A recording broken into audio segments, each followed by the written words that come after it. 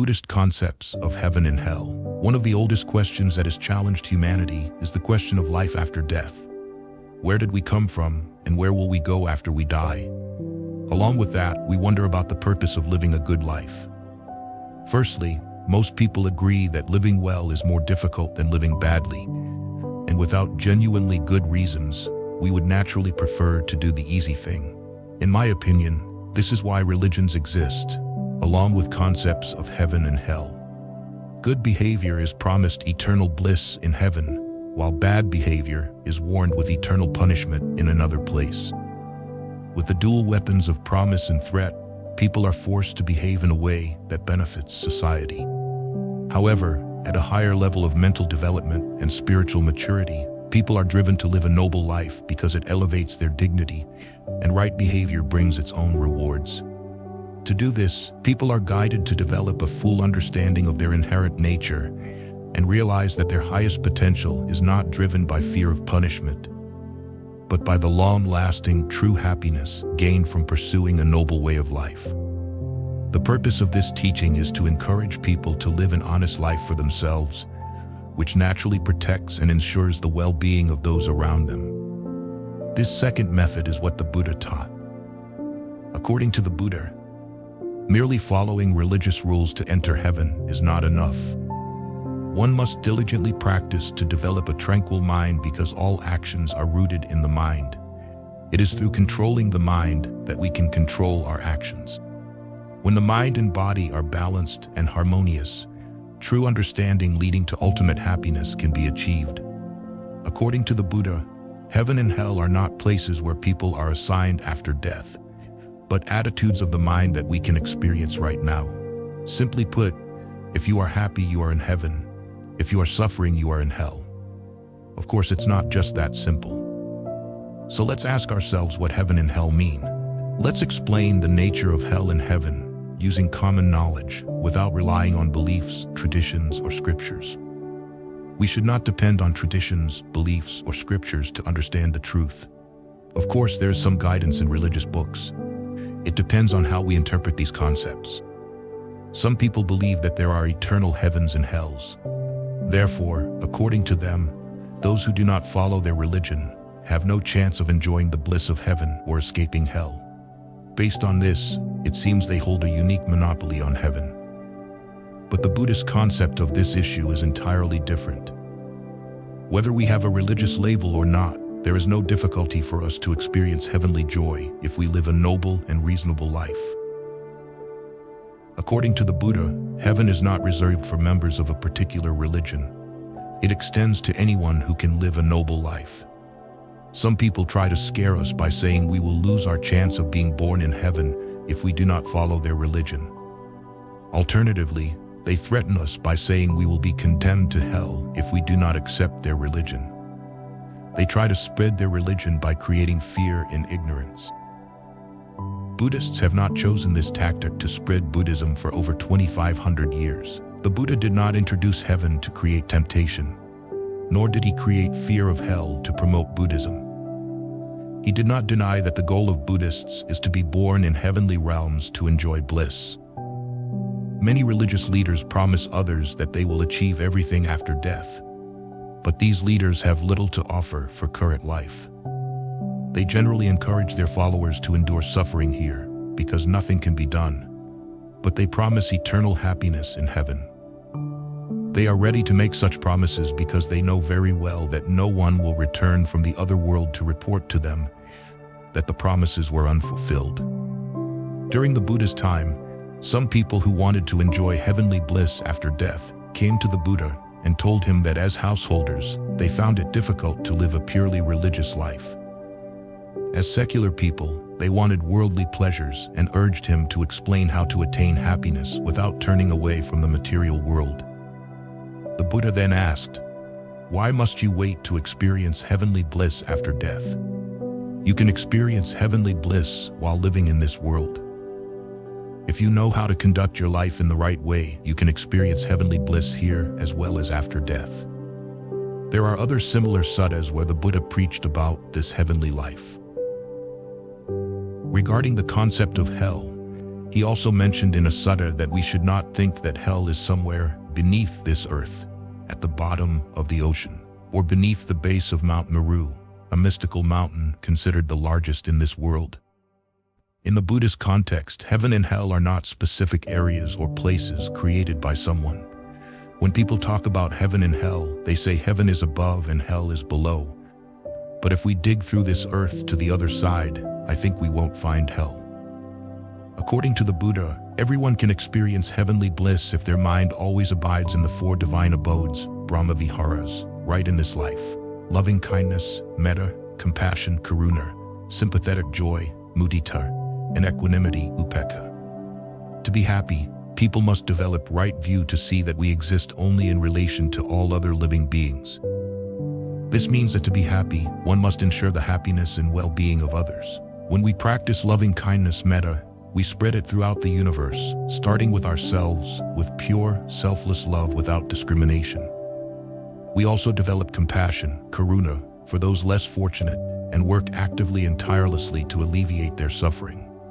Then we rejoice, mudita, in the happiness that others achieve, because doing so helps us eliminate feelings of envy and harmful intentions.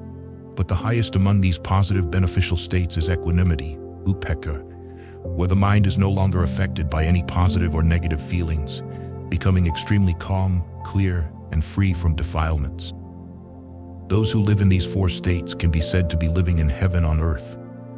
Of course, those who live in opposite states such as greed, anger, and delusion are living in hell on this earth. People often create imaginary heavens according to their worldly needs. Long ago, those living in deserts also had their beliefs about heaven and hell. They described heaven as a place where they could enjoy beautiful waterfalls. For them, heaven provided the things, water, coolness, greenery, that they lacked in this life. For Native Americans, heaven was a delightful hunting ground where they could hunt any animal they needed. This was common sense because they had difficulty hunting enough animals to sustain their daily needs. When Tibetans experienced winter in the Himalayas, the suffering they faced was described as hell. For them, warmth or fire was heaven. Now I think you can understand how people have created images of heaven and hell according to their worldly needs. Our instinct is to seek what is good and avoid what is bad. In this sense, we can say that the Buddha did not deny the existence of a heavenly realm and hell. But unlike some who believe that heaven and hell are specific locations, Buddhism considers heaven and hell to be different states of existence. Buddhism categorizes all forms of existence in this world and beyond into 31 states, grouped into different categories. The first of these groups includes hell, hungry ghosts and animals, beings in various states of suffering. Then there is human life, 6 types of heavenly realms where beings enjoy more sensory pleasures than others. But the devas, or beings of light, in the celestial realms focus more on pleasure than on spiritual development. Among these realms, being born as a human is the most desirable.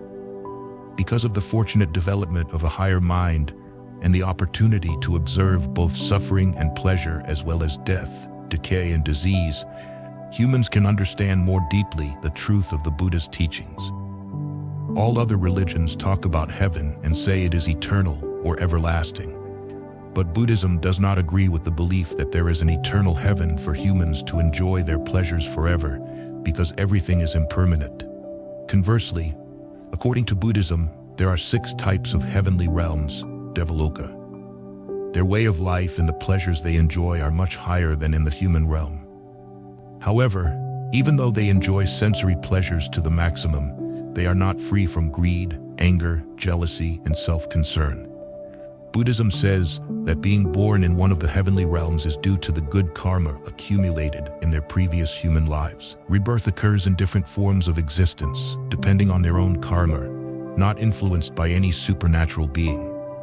But no one can stay in these realms forever because their good karma is limited, and when it is exhausted, they must turn according to the accumulated karma.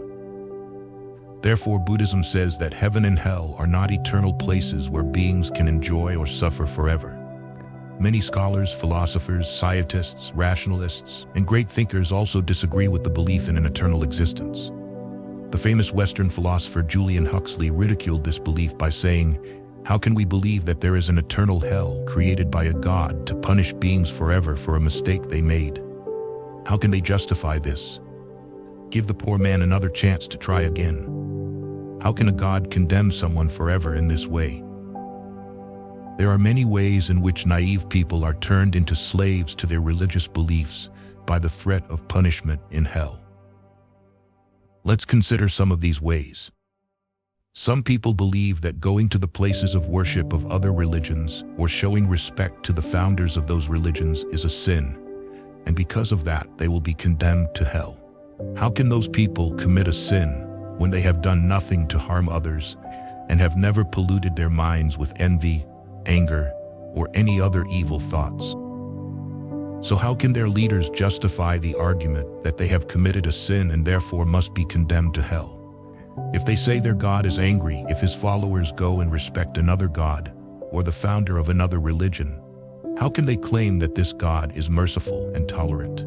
Could it be said that this God is as jealous as an ordinary human being? They also teach that those who live a respectable life by keeping all virtues and moral qualities and serving others in every possible way will have no chance of being born in heaven if they do not believe in their God. Is it reasonable to say that no matter how people behave, they are guaranteed to go to heaven if they just believe in God and pray to Him? People conquered by such irrational teachings, according to which their religious sentiments are shaken, change their religion that they have been practicing for many generations and switch to another religion, believing that they can be miraculously saved. They do not bother to think whether these assertions are practical and reasonable. This is why the sick and the elderly are often converted at the time of near death. Not knowing the true nature of existence, they fear death, so they are easily persuaded that they can go to heaven if they accept a specific religion and that their sins for some reason will disappear. They may think that their lives are at the mercy of a God and they have no way to decide their future lives by their own efforts and understanding. Buddhism teaches us how to decide our future lives through our own good and bad thoughts, words, and actions without depending on any external factors, and also take responsibility for our lives with certainty.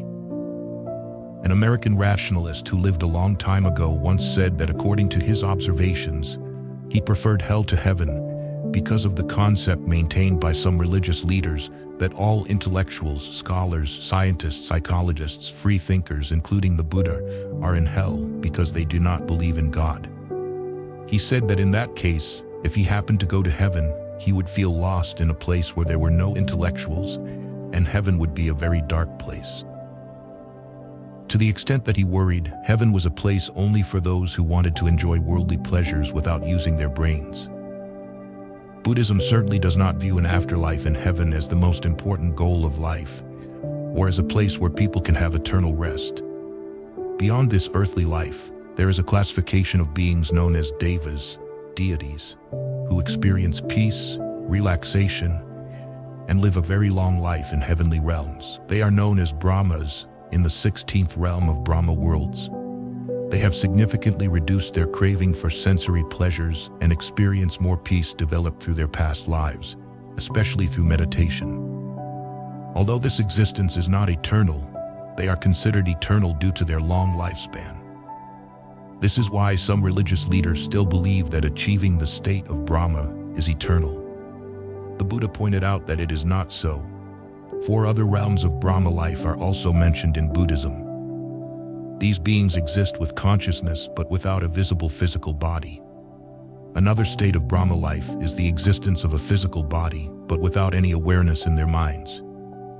They do not experience physical and mental burdens for a long period, far surpassing the peace experienced by other Brahmas, and their life cycle is also longer than what other beings achieve, lasting millions of years. However, these states of existence are impermanent according to the Buddha. All these states are the 31 realms of existence explained in Buddhist scriptures. This concept is close to Indian cosmology. However, from a Buddhist perspective, we understand them as states of the human mind. They vary according to the development or degradation of the human mind. They do not manifest in coarse or physical forms. A Additionally, it is clear that there are different beings existing in different forms according to the environment, factors, and other influences. They exist in different world cycles, depending on their mental power, and experience pleasure or suffering according to the good or bad karma they accumulated in their past lives. The following story can explain how Buddhists understand heaven and hell. A monk once preached about heaven and hell. Some listeners who did not believe in heaven and hell challenged the monk, saying that he was misleading naive people by talking about realms that do not exist. A very angry man loudly demanded the monk to prove the existence of these two realms. Looking at the man's angry appearance, the monk said, "Don't you know that you are currently in hell?" The man immediately understood the concept of hell as expressed by the monk. Then with a smiling face, he asked again, "All right, now tell me where heaven is." The monk calmly replied, "You are now in heaven." This simple but meaningful example gives us some ideas about how to use common understanding to realize that we create heaven and hell according to our state of mind. In some families, husbands and wives, parents and children argue every day, crying, complaining, and cursing each other, even though they live in the same house.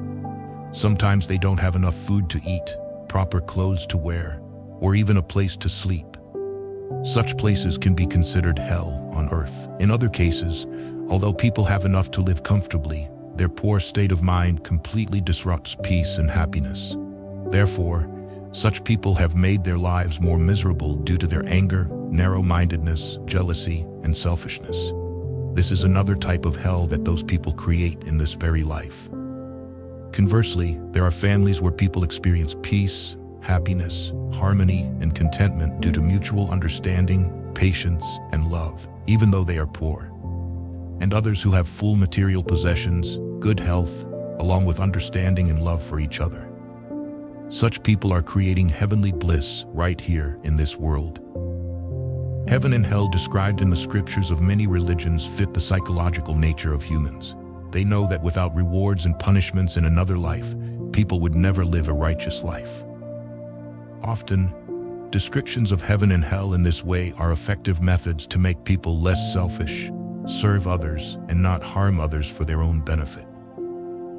In the past, heaven was described as a place full of sensory pleasures, which the rich and powerful enjoyed in the earthly realm, now becoming rewards for the righteous in this life after death. And torture as punishment in hell was nothing other than the punishments imposed by rulers on criminals who violated peace and order.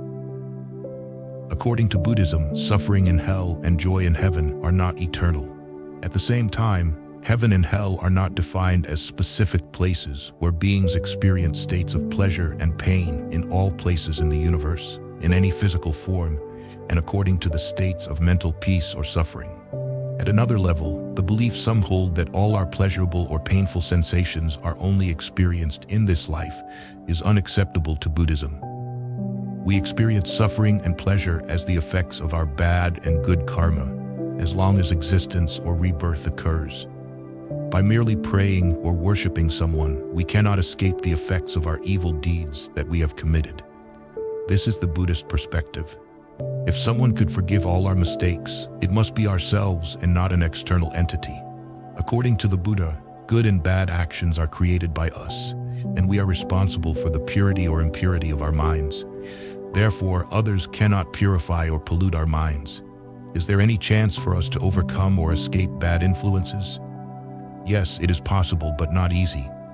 Buddhism does not accept the belief many hold in forgiveness of sins, in worshiping and praying to God for forgiveness, in performing various religious rituals, in sacrificing animals to please deities, and in self-mortification to escape punishment. Such practices are unreasonable from the Buddhist perspective. Is there a practical and reasonable method in the Buddhist context when we realize that our actions are wrong and harmful? Whenever we realize we have done wrong, the first thing we must do is make a strong decision not to commit such evil deeds again. But that alone is not enough. Afterward, we should strive to do as much good as possible by developing kindness, honesty, generosity, and right understanding. Cultivating such good qualities and deeds is accumulating good karma. Mental purity increases, and good karma creates stronger power to strengthen the mind and bring confidence in our future life. When good karma is strong and positive in the mind, the bad karma we have committed previously will gradually diminish, weaken, and become inactive. If death occurs with this dominant state of mind, rebirth will happen in a favorable condition. This explanation helps us understand how we can eliminate the effects of our sins. However, this is not the end of our evil karma, because we cannot easily eradicate it completely. In the process of continuing to accumulate more good karma by serving others and reducing mental impurities, we can overcome the effects of bad karma because good karma can block the effects of bad karma. In this way, we can continue to improve the process of life and strengthen our spiritual development until we achieve sainthood and the ultimate goal. When craving, which determines rebirth, is extinguished, the power of bad karma is automatically eliminated. Only then can we escape the effects of bad karma. Many people believe that heaven and hell are created by God and that those places are prepared. When a preacher talked about creating heaven and earth, someone in the audience asked, "Can I know what God was really doing before he created heaven and earth?" Then the preacher replied, "Do you know during that time, God was creating hell for people who ask such questions?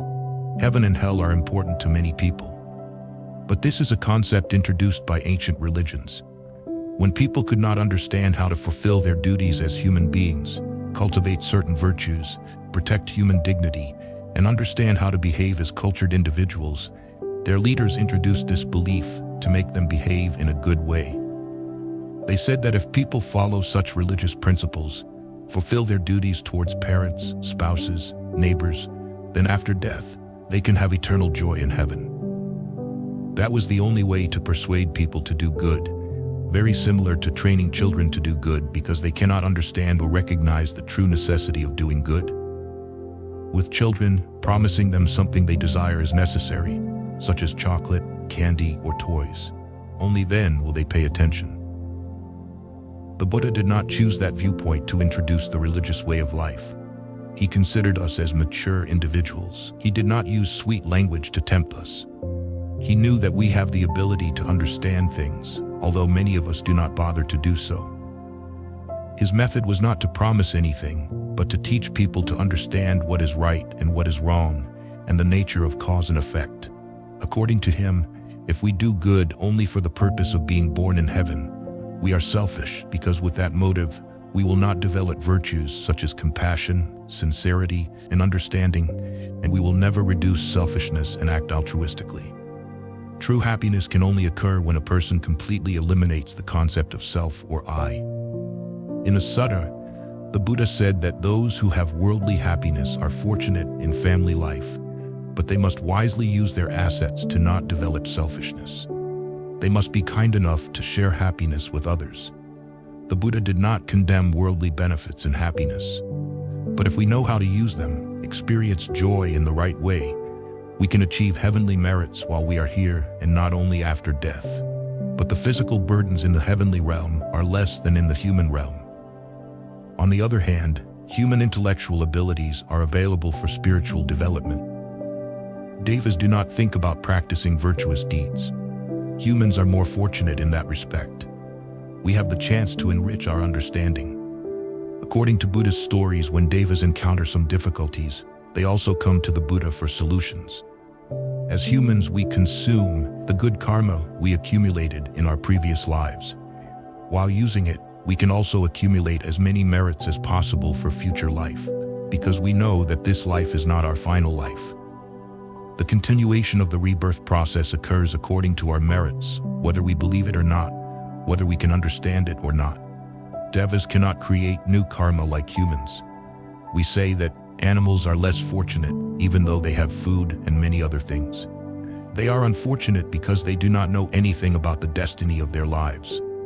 For them, it is impossible to accumulate merits or have spiritual development. That is why humans can do anything to them through using their human intelligence. Humans capture them, torture them, and kill them at will. Animals do not know that there will be a continuation of life. They do not understand that animal life does not certainly end at the end of that life. The repetition of existence occurs because in the animal's mind, the residual karma of anger, envy, greed, and ignorance developed in past lives is not yet eradicated. These are the main bad forces inherent in every being. Because they do not escape such thoughts, rebirth occurs again. In our case, we have controlled some evil thoughts, but they still exist. We can tame animals by beating, training, and intimidating them. Because of fear, they behave like tamed animals. When they are close to us for some time, they automatically become tame. Similarly, cats, cows, goats, and elephants become docile because they have been with us for many generations. But they still have their animal nature. Although we are humans, many of us do not know how to use our valuable human life. We disregard the opportunities or means we have to cultivate our way of life. We disregard our valuable human life due to our selfishness and deceit. For this reason, the Buddhist teachings are important to pave the way for such ignorant people to think rightly and develop human values. According to the Buddha, human life is more important than life in the 31 other realms of existence. Devas are not superior to humans in virtue and spiritual development. According to Buddhism, being born in the heavenly realm is not desirable, although other religions have described it in such a way to tempt us. In heaven, we spend millions of years enjoying the benefits of past good karma without the opportunity to develop our minds to eliminate the three poisons: greed, anger, and ignorance. Now let's discuss hell. Because many religions exploit the concept of hell to promote their religion. This is a powerful weapon for them to threaten people. There was a time when health authorities in Britain urgently requested religious delegations not to create fear in people's minds by threatening hellfire to introduce their religion, because the health authorities found that many people suffered from mental disorders due to fear of hellfire. Creating fear in people's minds has become an effective method to introduce religion, especially in Asian countries today. They say that the Buddha cannot save you because he was just a human being who died and passed away long ago. They say, why do you pray and worship a person who is no longer here? Our God is the only Savior who can save you because he is living in heaven. Buddhist missionary delegations have never used such tactics to spread Buddhism for over 2,500 years. Buddhists never say that those who do not accept their religion will be condemned to hell. The Buddha's attitude toward other religions is very compassionate and reasonable.